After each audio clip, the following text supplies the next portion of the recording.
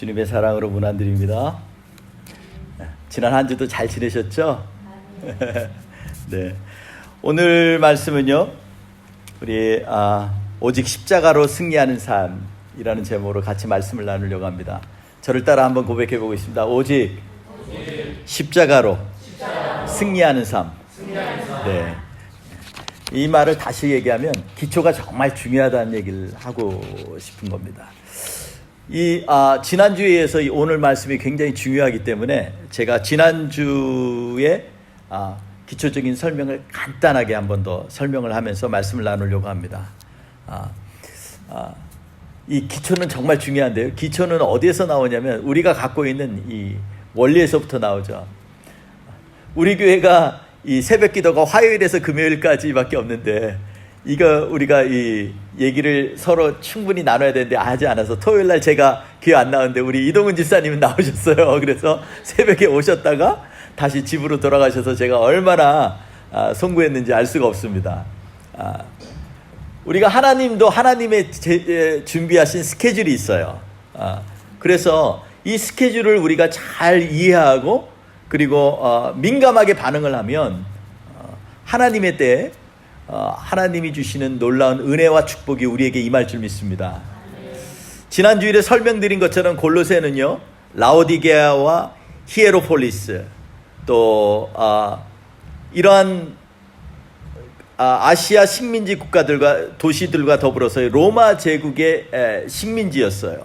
골로새는 로마 제국의 아시아의 전략적인 요충지였고요. 그리고 사람들이 왕래가 많아서 자연스럽게 여러 나라에서부터 발전되고 전파된 많은 종교들 그리고 다양한 문화들이 혼합되어 있는 소위 말하는 다민족 그 다문화 사회였다고 말씀드릴 수가 있습니다. 그래서 이 지역 시민들은요, 종교성이 많습니다. 그리고 다양한 문화적 흐름에 아주 익숙해서 타지에서 온 사람이 하면 어느 나라 사람인가 또 어느 지역 사람인가에 따라서 문화적으로 충분히 적용할 수 있는 그런 아주 익숙한 사람들이었습니다. 특히 로마 제국의 정치적인 그 의도에 의해서 이 지역에는요, 많은 유대인들을 이주시켰는데요. 로마 제국 한 공문서에 보면 BC 62년에서 61년 사이에 이 골로새 라오디게아 지역에 적어도 유대교의 그 종교성이 아주 강한 그러한 유대인 남자들이 적어도 11,000명 정도가 이상이 거주되었다라는 기록이 있어서 우리가 이로 인해서 유대인들이 참 많이 있었구나 우리가 추측할 수 있겠습니다. 골로새 성도들은요, 이렇게 고향을 떠나 여러 가지 다른 신들에 대해 그럴듯하고 유행처럼 번지는 무수한 종교적 선택 앞에서도 예수 그리스도를 주로 받아들인 사람들이었습니다. 살아계신 하나님의 아들 예수를 믿음으로 고백하는 신앙 공동체로 성장하였지만 그 당시 유행하는 첨단 철학적 논리가 그런 가미된 생각, 사상 그리고 이러한 필로소피아라고 하는 그러한 참된 그 세련된 그러한 생각들 그리고 이스라엘 민족의 자랑스러운 전통인 할례와 또한 천사를 경험한 그러한 신비한 체험 등이 혼합된 종교적 색채를 띠고 있었다고 볼 수가 있습니다. 그들은 점차 자신들의 경험을 중시하여서요, 부풀리기도 하고 과장되게도 이렇게 다른 사람들에게 나누기도 했습니다. 신비한 체험에 몰입되어 있는 그룹과 또 할례와 같은 하나님께서 이스라엘 백성을 구별하도록 명령하셨던 그러한 종교적 예식 그리고 이러한 것에 중심을 둔 그러한 그룹들이 같이 모여 있었다라는 거죠. 또 말씀드린 것처럼 최신 논리와 학문적 기초에 입각해서 자신들의 신앙을 주장한 그러한 그룹들이 뒤섞여 있는 참 어떻게 보면 혼란스러운 공동체가 바로 골로새 교회였다라고 우리가 볼 수가 있겠습니다. 머리 대신 예수님은 어디로 가고 논리성을 강조하는 초등학문과 신비적 체험과 전통에 근거한 경험들이 판치는 영적으로 아주 위험한 교회로 변질되고 말았다라는 것입니다. 즉 다시 말하면 골로새 교회가 직면한 위험은요, 예수님만으로는 하나님 나라에 들어갈 완전한 조건이 아니라고 하는 그러한 이상한 신앙적인 토대를 갖게 된 것입니다. 예수님만 믿는다고 하나님께서 기뻐하시는 하나님의 백성이 되겠어? 뭔가 더 필요할 거야. 또 예배도 더 거룩하게 드리기 위해서 의식도 좀 더 집어넣고 웅장하게 그리고 화려하게 보여야 돼. 좀 더 금식도 해야 되겠지. 그리고 우리 엄격한 훈련도 좀 만들어야 될 거야. 아마 천사들도 중요한 역할을 하고 있을걸? 그러니까 천사들을 통해서 하나님의 기도를 하면 훨씬 하나님께서 잘 들어주실 거야. 이것보다 피지 같은 저 섬으로 가서 그래서 떨어진 곳에서 공동생활하면 하나님의 그러한 뜻일 수도 있어. 세상 사람들은 다 악하니까 우리만이라도 그들과 떨어져 우리끼리 신앙을 지켜야 돼. 방언 못하는 사람 하나님 만나지 못했을 것 같아. 이러한 얘기들 있잖아요. 방언으로 하면 더 기도가 잘 되니까. 또 하나님은 내 영이 하는 소리에 귀 기울이실 거니까 내가 뭔 소리를 하는지 나는 잘 모르지만 하나님은 영이시니까 우리가 무엇을 기도하시는 줄 아실 거야. 이런 소리들을 하게 됩니다. 사실 저도 방언으로 기도할 때가 제일 좋아요. 그리고 하나님께서 뭔가 저에게 은혜를 주시는 그러한 메시지도 발견하게 되고, 그러나 이것이 한쪽으로 치우치면은요, 우리가 정작 잡아야 될 것을 잡지 못할 수도 있다라는 것입니다. 11절에서 손으로 할례하지 말고 그리스도의 할례를 받으라라고 말씀하고 있습니다. 즉 내 행위로 거룩해지는 것이 아니라는 거지요. 12절에도 세례에 대해서 얘기하면서 그리스도와 함께 죽고 그리스도와 함께 살겠다는 결정이 바로 세례라는 것입니다. 이렇게 11절 12절 계속해서 말씀하시면서 핵심적으로 뭐라고 얘기하냐면, 너희가 죽어도, 우리가 영적으로 죽었을지라도 우리가 믿음으로 하나님의 역사를 믿음으로 바라볼 때 우리가 다시 살아난다라는 것이죠. 예. 여러분, 우리 홍해 찬양 중에 홍해 어떻게 건너나 이런 찬양이 있어요. 우리 옛날에 얘기했죠. 저는 홍해 건너는 사건을 보면서요, 그렇게 생각을 했어요. 이스라엘 백성이 홍해를 건너는데 어떤 학자들은 홍해 아마 얕고 그리고 또 좁은 데를 선택해서 건널 것이다, 이래서 조사를 하고 막 문화인류학자들이 찾아 나서고 막 이런 경우 많이 있어요. 물론 거기서 이집트인들의 그런 전차도 발견하고 칼이나 이런 것도 발견해서 여기가 바로 홍해가 사건이 일어났던 곳이다, 이렇게 얘기할 수도 있어요. 근데 저는 그런 걸 떠나서 제 생각은 그렇습니다. 하나님께서 확실한 길을 보여주시려면요, 사람이 생각지 못한 방법으로 하실 때가 많아요. 내 힘으로 하는 것이 아니라 하나님이 하시게 되면요, 우리가 생각하는 것처럼 그렇게 논리적이고 그리고 상식적인 방법으로 이렇게 길을 만드는 것이 아니고 전혀 우리가 예기치 못한 방법으로 하나님은 길을 만드시는 거예요. 근데 그걸 생각할 때도 우리가 이걸 걸어서 마른 땅을 건넜다라고 성경에 기록되어 있지만, 그럼에도 분명한 것은 뭐냐면 이것이 우리의 힘으로 건널지 않았다라는 것입니다. 그럼 홍해를 어떻게 건넜습니까? 홍해 건널 때 이것은요, 우리는 완전히 죽었다라는 것이에요. 이 의미는 그 깊고 그 넓은 그 바닷길을 건너는데 우리가요 완전히 죽었다라는 거예요. 어떤 사람들은 우리가 잠자는 것 같다라고 얘기도 해요. 근데 그렇지 않습니다. 성경에서는 정확히 뭐라고 그러냐면 우리는 영적으로 완전히 죽은 존재예요. 우리는 철저하게 소망도 없고 철저하게 우리에게는 앞으로 향한 비전도 내비칠 수 없는 그러한 상태가 바로 우리의 영적인 상태였다라는 것입니다. 그런데 이 가운데서 주님께서 우리와 함께 하심으로 말미암아 우리가 영적으로 죽을 수밖에 없는 존재가 주님과 함께 죽고 그리고 주님과 함께 다시 부활한 사건을 우리는 세례 예식을 통해서 다시 한번 하나님 앞에 확증하고 고백하는 것이에요. 내 범죄가 13절에 사람들이 그러면 어떻게 죽었다고 합니까? 내 범죄와 육체의 무할례로 죽었어요. 예. 범죄라는 말이 뭡니까? 이 말이 원래 원어는 파랍토마라는 말인데요. 이건 잘못된 발걸음이라는 것입니다.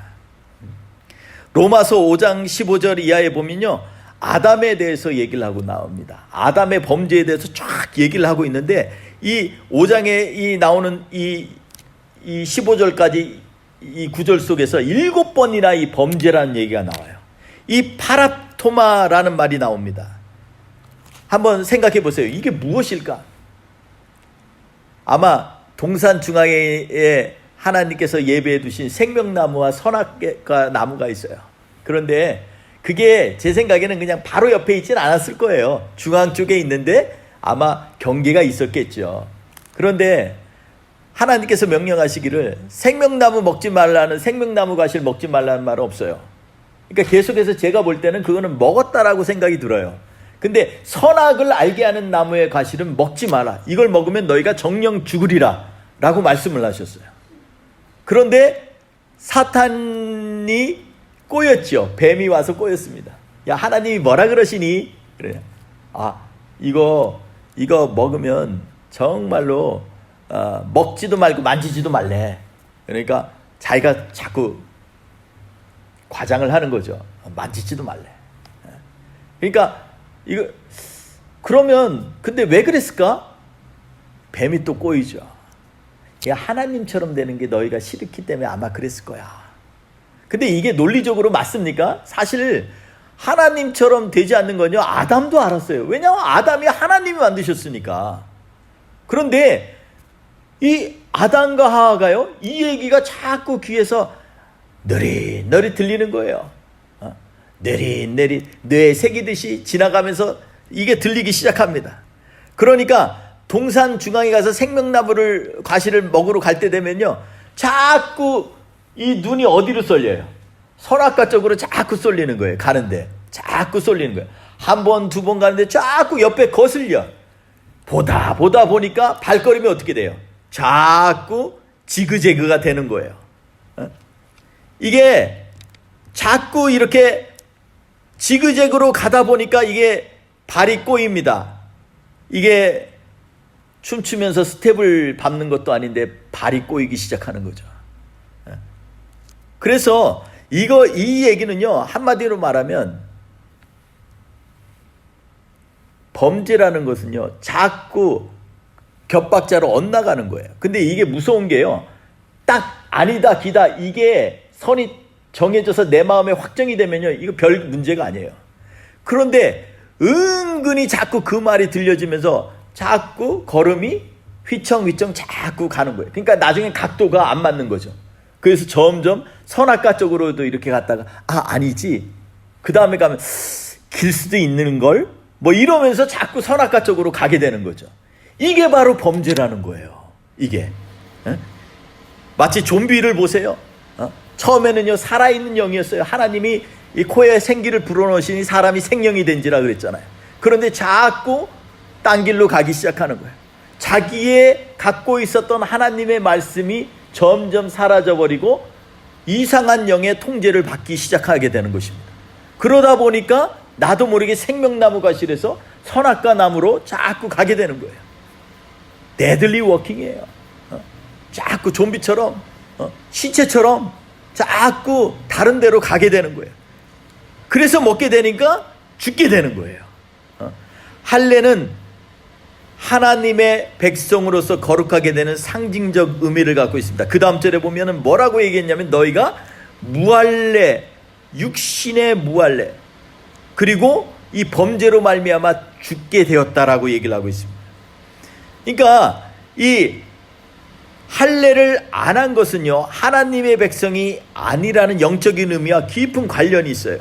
그래서 육체의 무할례는 하나님의 은혜 언약에서 소외되었다라는 의미인 것입니다. 그래서 발이 생명을 떠나서, 그리고 범죄하고 하나님의 은혜 언약에서 소외되는 상태, 이것이 바로 죽음이라는 것입니다. 시체이기에 썩고 부패하게 됩니다.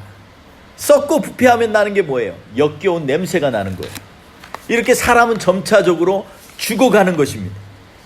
우리가 이 말씀을 생각하면서 한 가지 우리가 깨달아야 될 것이 있어요. 그것은요, 우리가 하나님을 향해서 우리가 나아갈 때 발걸음이 자꾸 하나님으로부터 멀어지고, 그리고 하나님이 주신 은혜의 언약으로부터 우리가 파기되어서 그것에서부터 버림을 받게 되면요, 그때는 죽음에 이르게 된다라는 것입니다. 14절을 보면은요, 우리는 거스르고 불리하게 하는 법조문으로 쓴 증서를 지우시고 제하여 버리사 십자가에 못 박으셨다라고 얘기하고 있습니다. 우리가 이렇게 죽어있는 우리를 살리신 그 놀라운 사건은요, 어디에서 시작되냐면 바로 이 십자가 사건에서 그 의문의 증서를 못 박으면서 시작됐다라는 거예요. 십자가에 못 박았다라는 거죠. 여기에 보면 불리하게 하는 법조문으로 쓴 증서를 지우고 제하여 버리사, 지우셨다라는 거예요. 그리고 제하여 버리셨다라는 거예요. 그리고 또 강조를 하죠. 완전히 폐기 처분했다라는 거예요. 어디에서? 십자가 위에서. 여기에서요, 이 법조문으로 썼다라는 말이 이 도그마타라는 말인데, 이것은 뭐냐면 모세가 우리에게 하나님의 율법을 대신해서 계시해 주신 말씀이에요. 이 율법이라는 거예요. 그리고 이 증서라는 말은요, 원래 원어로 채무 증서라는 말이에요.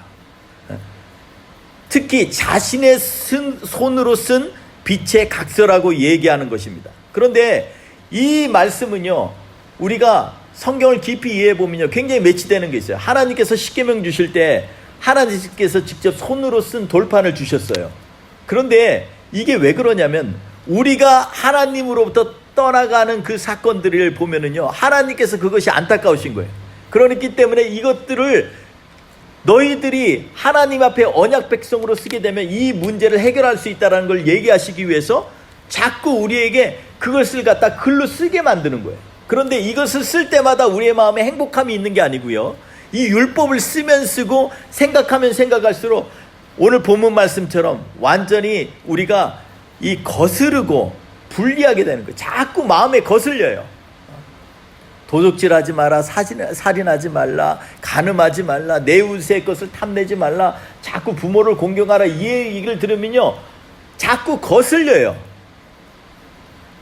내가 그걸 못하기 때문에 자꾸 거슬리는 거예요. 내 몸처럼 사랑이 안 되니까 거슬리는 거예요. 그리고 이게 불편한 거예요. 자꾸 율법은 들으면 들을수록 불편해요. 하나님이 주신 이 약속인데, 말씀인데, 이걸 자꾸 들으면 들을수록 왜 마음이 자꾸 불편한지 알 수가 없어요. 여러분, 그래서 이것은요, 우리를 점점 올가매는 그러한 이 체인과 같아서, 우리가 이 말씀을 들으면 들을수록 자꾸 행복하고 기뻐해야 되는데, 이 율법은 그렇지가 않다라는 거예요. 자꾸 우리를 올가맨다라는 것입니다. 그렇다면 이 거스리고 불편하게 하는 것들을 어떻게 해결할 수 있느냐가 바로 14절에 나오는 거예요. 그러니까 우리가 율법을 생각하고 글로 쓸수록 하나님이 주신 약속, 너희가 이렇게 하면이라고 얘기를 들을 때마다 자꾸 불편한 거예요. 근데 놀라운 것은요, 이 구약성경을 자세히 읽어보면 하나님께서 이렇게 하라고 약속하셨으면도 그 다음에 뭐라 그러냐면 자꾸 너희는 이렇게 못해 라는 얘기를 계속 하는 거예요. 너희는 이렇게 못해, 하나님을 따르는 게 쉽지가 않아 라고 얘기를 하는 거예요. 그러면서 주신 분이 누구냐면, 신명기서에서는 한 선지자라고 얘기하고 구약에서 전체로 얘기할 때 메시아라고 하는 예수 그리스도를 우리에게 말씀하고 계시는 거예요. 그래서 우리가 이것들을 이길 수 있는 방법은 바로 십자가 사건을 통해서 예수 그리스도께서 우리를 위하여 이루신 놀라운 그 은혜의 사건을 통하여 우리에게 이 일들을 해결할 수 있다라고 말씀을 하고 계신다라는 것입니다. 우리가 이것을 갖다가 어디에 버릴까? 어떻게 그러면 이 문제를 해결할까? 하니까 다른 곳에서 해결할 수가 없는 거예요. 하나님께서 예비하신 이 예수 그리스도가 우리에게 오셔서 우리의 모든 질병과 질고를 지고 죄악된 범죄한 것들을 짊어지고 나아갈 때 그분을 쫓아가면서 그분이 십자가에서 그 모든 것들을 해결할 때 비로소 이 문제가 가능하다라는 거예요. 그래서 이 12절에 보면은요, 뭐라고 얘기하냐면 믿음으로 말미암아 그 안에서 함께 일으키심을 받았느니라 라고 얘기하고 있어요. 우리가 행위로서 내가 십자가에 못 박히는 게 아니고요, 우리의 행위들을 다 고발하는 율법, 우리가 잘못한 것들이 다 기록되어 있어요. 그것들을 갖다가 예수님이 십자가에 올라가셔서 그것을 갖다가 같이 돌아가실 때 함께 십자가에 못 박았다라는 것이에요. 그러니까 예수님의 이 십자가 사건은 단지 우리를 구원하는 그 하나의 수단으로만 이룬 것이 아니라 하나님께서 우리를 향하신 뜻을 이루시기 위하여 우리가 하나님으로부터 단절되게 했던 모든 의문의 율법들과 증서들과 우리의 범죄들과 우리의 거룩하지 못한 것까지도 주님께서는 십자가에 못 박았다라는 거예요. 그렇기 때문에 이걸 믿으면은 주님께서는 우리로 하여금 믿음으로 말미암아 죽음에서부터 부활로 일으키신다라고 약속하셨다라는 것이에요. 내 행위로 됐다라는 것이 아니라는 거예요. 내 마음대로 하려고 그러면 얼마나 이게 어렵겠어요. 내 힘으로 천국 가려고 하면 얼마나 어려운 게 많아요. 말씀을 읽으면 읽을수록 어려운 거예요. 그래서 부자 청년도요, 예수님께로 가서 예수님, 내가 어떻게 하면 천국에 갈 수 있겠습니까? 근데 예수님이 똑같이 얘기해요. 십계명에 뭐라고 써있니? 내 부모 공경하고, 거짓 증거하지 말고, 도적질하지 말고, 살인하지 말고, 간음하지 말고, 이런 거 얘기하시잖아요. 똑같아요. 그런데 이 부자 청년이 뭐라 그랬어요? 심히 기뻐가지고서 저 다 지켰는데요. 지키는 거에 함정이 있는 거예요. 내가 다 지켰다는 건 뭐예요? 내가 행했다라는 거잖아요. 내가 행하고 나니까 그러면 또 뭐가 있나 주님을 바라니까, 그래? 그러면 한 가지 더 있는데 그게 뭐냐면 네가 가진 거 다 팔아서 주님께 드려라. 가난한 사람들에게 드리라는 거죠. 그리고 나를 쫓으라 라고 얘기합니다. 이 얘기는 뭐예요? 주님이 물질을 싫어할까요? 아니요. 여러분, 여기에 있는 말씀을 보면은요, 아까도 말씀드렸죠. 이 증서라는 말의 원래 언어가 채무증서예요. 돈 문제예요. 빚이에요. 예수님께서 십자가에 죽으셨을 때 마지막 하신 말씀이 뭐예요? 다 이루셨다. 이것도 무슨 말이에요? 상업적인 용어예요. 너의 채무가 다 갚아졌다라는 거예요. 다 이루셨다라는 거예요. 예수님이 돈을 싫어해서가 아니에요. 예수님보다 돈을 더 사랑하니까 문제인 거지. 네? 여러분, 주님께서 뭐라 그랬어요? 누구든지 나를 따라오려거든 자기 십자가를 지고 자기를 부인하고 나를 쫓을 것이냐 라고 얘기하잖아요. 나를 부인하는 게 그렇게 쉽지가 않아요. 신앙생활을 많이 한 사람일수록 얼마나 별명을 잘하는지 몰라요. 목사님들이요, 얼마나 자기의 잘못을 갖다가 잘 빠져나가는지 몰라요. 왜 그래요?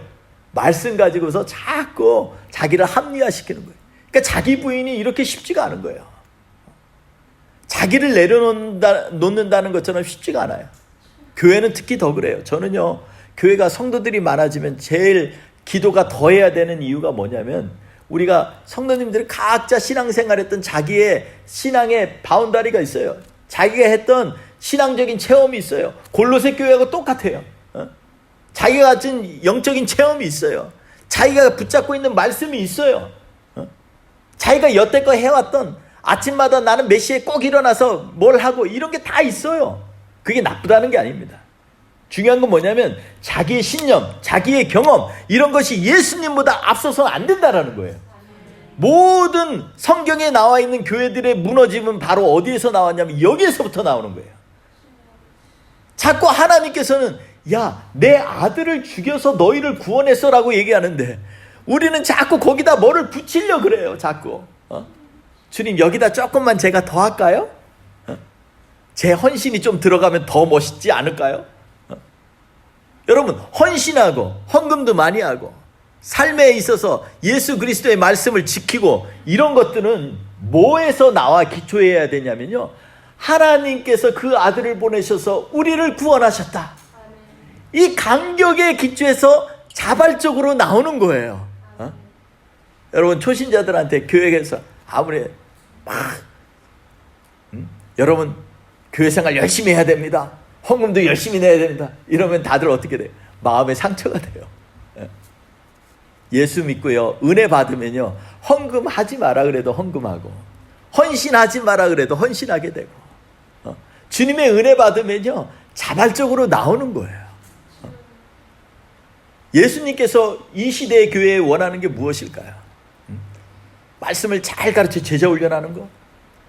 저는 그거 중요하다고 생각해요. 제가 인도에서 20년 동안 한 게 제자 훈련이니까. 근데 더 중요한 게 있어요. 그건 뭐냐면요, 주님을 만나는 거예요. 주님을 만나기 전과 주님을 만난 후에는 완전히 달라지는 거예요. 우리가 세상을 이기는 건 어떻게 이깁니까? 오늘 본문 말씀 15절 보세요. 이게 십자가에 못 박히고 나니까 그 다음에 통치자들과 권세들을 무력화하여 드러내어 구경거리로 삼으시고 십자가로 그들을 이기셨느니라 그랬어요. 여러분, 예수 믿는 사람은요, 율법으로 하나님이 이렇게 하래, 이걸로 세상을 판단해서는 안 되는 거예요. 우리가 세상을 이기는 방법은요, 그렇지가 않아요. 저는 제가 정치하라고 하면 참 못할 거예요. 그러나 한 가지 깨달음은 있어요. 아니, 요즘에 한국하고 일본하고, 이제 한국 가시는 분들 계시는데 한국하고 일본하고 지금 엄청 사이가 안 좋아요. 한국이 완전히 그냥 요즘 초토화되다시피 지금 어려운 상황이에요. 그런데 그럴 때 우리 예수 믿는 사람들은요, 좀 다른 생각을 했으면 좋겠어요. 쟤네가 한 대 쳤으니까 우리도 한 대 준비하자, 뭐 이래 가지고요, 사실 게임도 안 되고 그들에게 무력화시키는 방법도 아니에요. 감정을 더 상하게 하는 거죠. 일본 사람들이요, 한마디 잘못해가지고 불매 운동에 촉발시켰잖아요. 뭐라 그랬어요? 우리 거 안 사도 그 시간 얼마 안 가. 한 달 지나면 다시 우리 거 살걸? 이랬더니 한국 사람들이 열받아가지고요, 지금 안 사는 게 더 막 불처럼 일어났잖아요. 여러분, 이렇게 해서는요, 상대방을 무력화시킬 수가 없어요. 상대방을 무력화시키려면 어떻게 해야 됩니까? 오히려 주님의 사랑으로 얘기를 해야 돼요. 제가 옛날에 선교사님들 섬기면서 어떤 선교사님하고 조금 오해가 있었어요. 근데 밖에 나가서 저에 대해서 굉장히 가슴 아픈 얘기를 하셨어요. 근데 제가 그때는 너무 괘씸해서 열받아가지고 만나면 가만 안 놔둬, 논리하면 국논리인데 뭐 이러면서 아주 그냥 준비를 싹 했어요. 근데 가기 전에 기도를 하는데 하나님께서 그런 거예요. 야, 너도 딴 사람 얘기하잖아. 근데 그게요, 막 살아있는 것처럼 저한테 비수에 꼬이치는 거예요. 그래가지고 그때 마음에 정말 울컥하는 마음이 생겼어요. 하나님, 제가 뭔데 지금 제가 조금 혹시 조금 오해도 받고 잘못한 것도 저 사람이 잘못해서 나를 딴 사람들한테 상처를 주기를 했다고 했지만, 내가 알게 모르게 상처 준 사람이 얼마나 많은데 내가 이런 게 다 깨달아지는 거예요. 제가 그래서 그날 만나기로 했는데 만나기로 가서 저 멀리서 보니까 얼굴이 벌써 그쪽도 만반의 준비를 하고 왔어요. 딱 얼굴이 심각하고 범상치가 않아요. 뭐 아침에 푸시업도 많이 했는지 그날따라 어깨 근육도 커 보이고 좀 그런 거예요. 근데 제 눈에는 그거보다도 더한 게, 저분을 하나님이 사랑하신다 이런 마음이 막 갑자기 드는 거예요.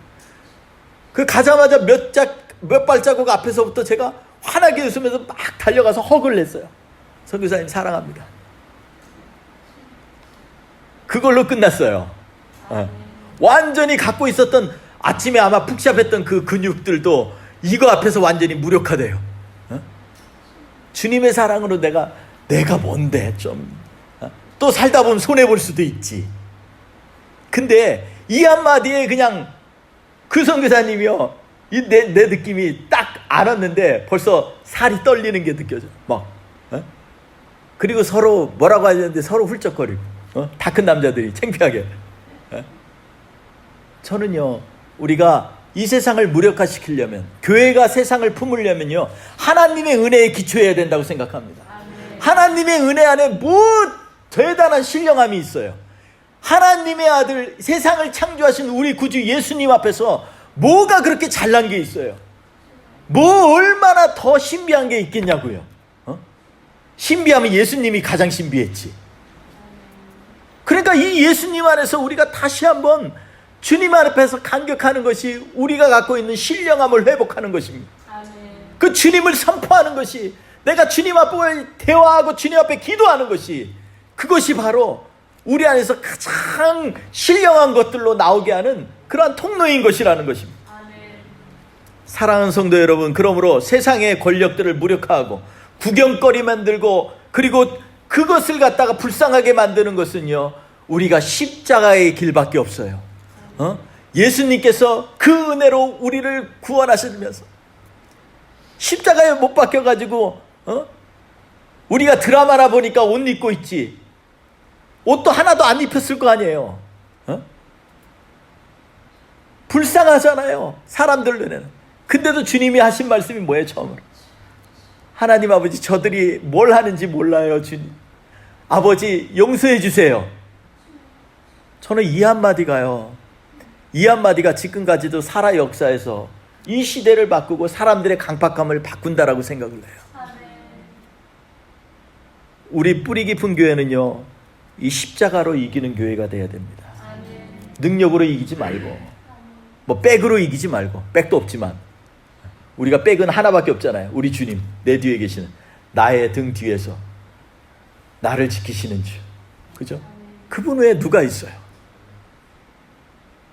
이분 붙들고 나아가면 주님께서는요, 이미 모든 우리를 고발했던 그런 의문의 증서들, 우리가 갖고 있는 죄악들, 범죄들, 그리고 우리가 갖고 있는 그 교만한 마음들, 정과 육신들, 갈라디아에서 나온 것처럼 십자가에 다 못을 박으셨다라는 것이. 이제는요, 우리가 예수 그리스도 안에 있으면요, 우리가 해방되는 거예요. 자유함을 누리는 거예요. 하나님의 은혜 가운데 있으면요, 사망이나 위험이나 어떤 깊은 물가도 우리를 해할 수 없는 것입니다. 이러한 믿음으로 나아가라고 주님은 오늘도 우리에게 초청하고 계시는 거예요. 사랑하는 성도 여러분, 오늘 말씀 생각하면서 우리가 십자가로 이기는 삶이 되도록 우리의 삶을 정말로 멋있게 하나님 앞에 드리시기를 바랍니다. 그리고 그 삶으로 당당하게 세상을 향하여서 나아가면서, 주님이 나를 사랑하셨기 때문에 나는 다 사랑할 수밖에 없어, 다 너무 예뻐, 이러한 마음으로 우리가 나아가면은요, 사람들이 변하게 돼 있어요. 사랑하는 성도 여러분, 오늘 이 믿음 가지고 주님 앞에 결단하면서 한 주 동안도 십자가로 승리하는 놀라운 축복의 신앙을 갖기를 주의 이름으로 축원합니다. 기도하겠습니다. 좋으신 하나님 아버지, 참 감사합니다. 오늘 이 시간에 주님께서 우리로 하여금 우리의 힘으로 싸우는 것이 아니고, 우리의 변론과 우리의 언론과 우리의 생각과 우리의 재능으로 하는 것이 아니고, 오직 주님이 우리를 위하여 찢겨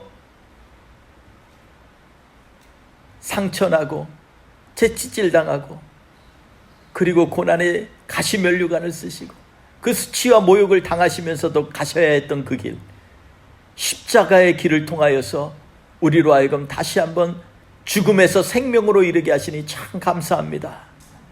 이 고백으로 다시 한번 주님 앞에 서면서 우리가, 주님, 우리를 지켜주세요. 우리가 승리하게 해주세요. 그냥 나약한 자리에 쓰지 않게 해주세요. 내 생각, 내 힘으로 하면 한계가 있지만 주님이 먼저 앞서 나가시고 주님을 우리를 이끄신다면 이 모든 것 승리할 수 있습니다. 우리 이 십자가의 고백으로 나아가게 해주세요. 하나님, 이 한 주 동안도 승리할 때 하나님 아버지, 그 뒤에 주님이 계심을 믿고 담대함으로 나아가는 우리 모든 성도님들 될 수 있도록 주여 축복하여 주시고, 앞에 불확실할 수 있습니다. 또 다른 곳으로 이동해서 우리가 알지 못하는 곳에서 새롭게 시작하여야 할 수도 있습니다. 그러나 그때 우리가 한 가지 꼭 명심해야 되는 것이 있는데, 우리는 움직여도 주님은 우리 뒤에서 움직이시지 않는다라는 것입니다. 주님은 우리를 붙잡고 계신다라는 것입니다. 주님은 우리를 영원히 사랑하셔서 우리와 함께 통고동락하시기를 원하신다는 것입니다. 그러므로 이 주님 붙잡고 나아가는 십자가 신앙의 사람들로 이한주도 세워 주시옵소서. 감사하며 예수님의 이름으로 기도했습니다. 아멘.